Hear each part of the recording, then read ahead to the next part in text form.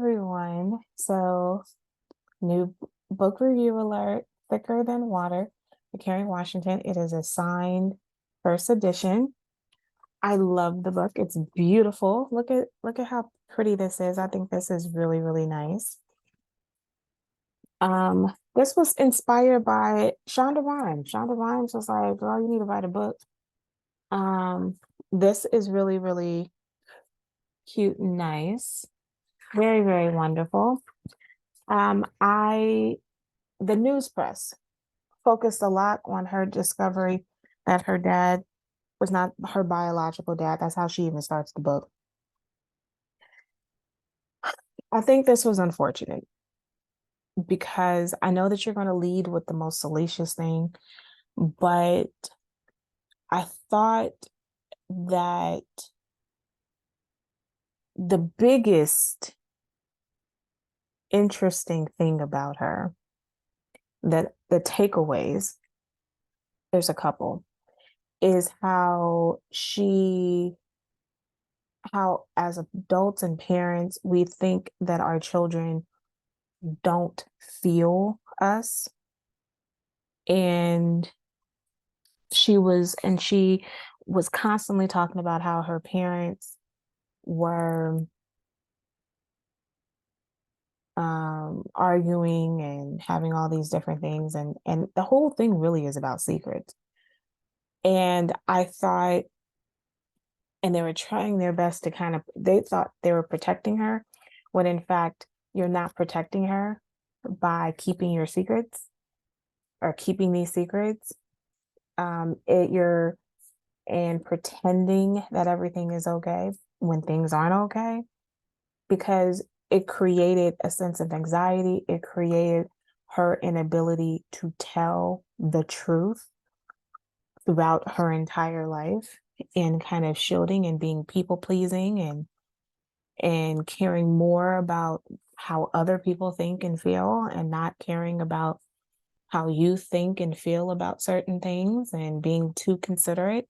So I thought that that was really important. And then, when you have arguments, you think the kid's asleep, and it writes into their DNA. I remember as a child, no, I remember as, I would say before the pandemic, my kids would be like, we're beginning to kind of pick up the trait of trying to be in the room with me, and anytime that me and my husband were in the room together, because they thought that they would make the house less tense. And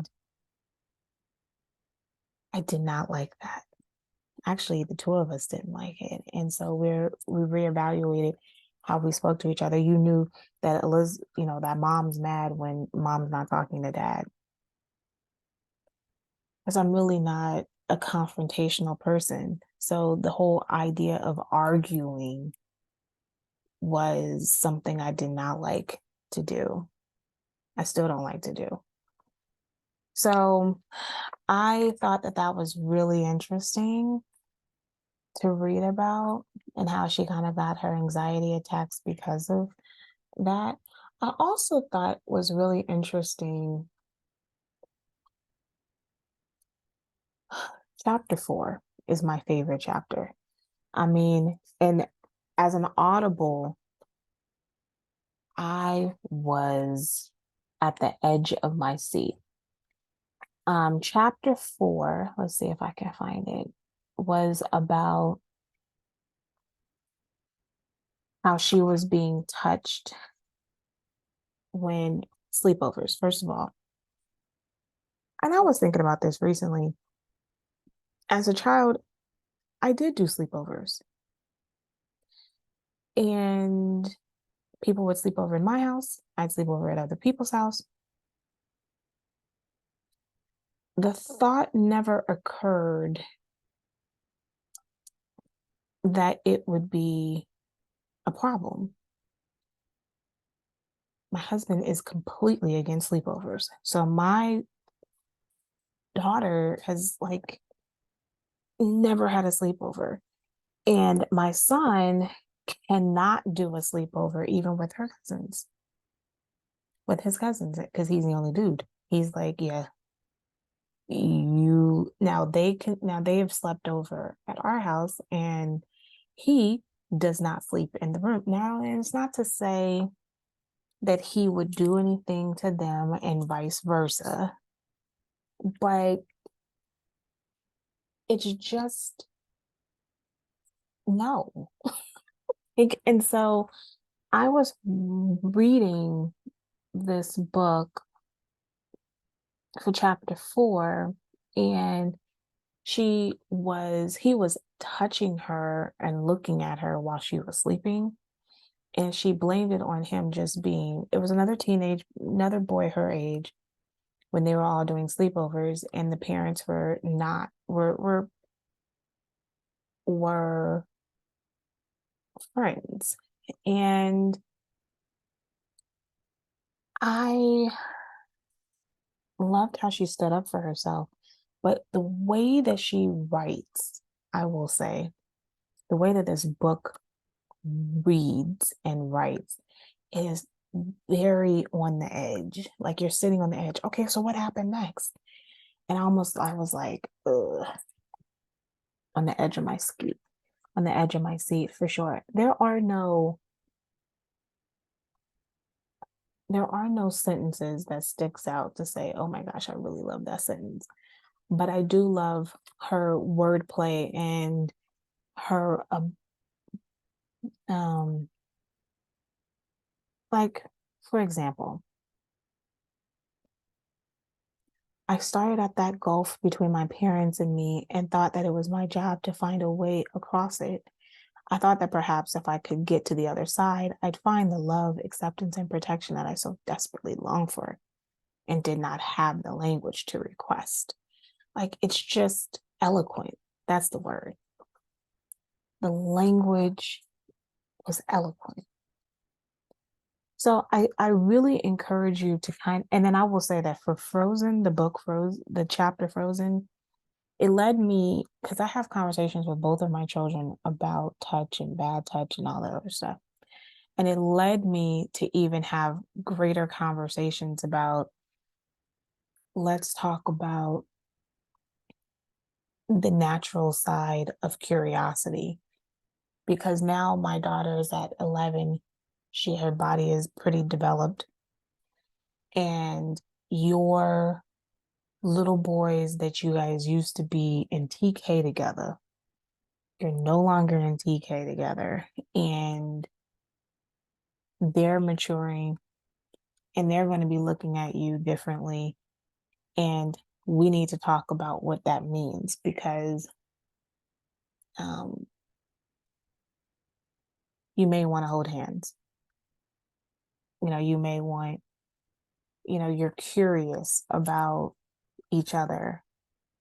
And I think curiosity is fine. I just really don't want them touching each other. And there's a thing about consent. And I also need to have this conversation with my son too. Like, this is a conversation we both have, because he's 8 and he loves to hold hands. But he's now, he loves to hold hands. He loves to hug, but he also now loves to play sports. And now he's beginning to get into the sports phase. Girls have cooties, but I know that right around the corner, it's not going to have, boys are going to be curious too. And I thought that this was very, very good at giving me a refresher on, they were 10 here. And I thought that was a really good thing. And she wasn't sexually assaulted or anything. Well, no, she wasn't penetrated. But I will say that it's not about penetration, it is about consent and the exploration of one's body. I thought that was really, really, really, really touching. I did thought her relationship with her parents, just like everybody, it evolves, it shifts. I thought she does a really good, interesting job at how she navigates her career, because you do see her in those spaces that is much, much different than other people. She just doesn't take a job just to have a job. Um, I love even how she describes herself. Kerry Washington is a celebrated actor, director, producer, activist, and organizer. Beyond her work in the arts, media, and advocacy, Washington is also a grateful wife, mother, daughter, and human. Yeah. I don't know. I think that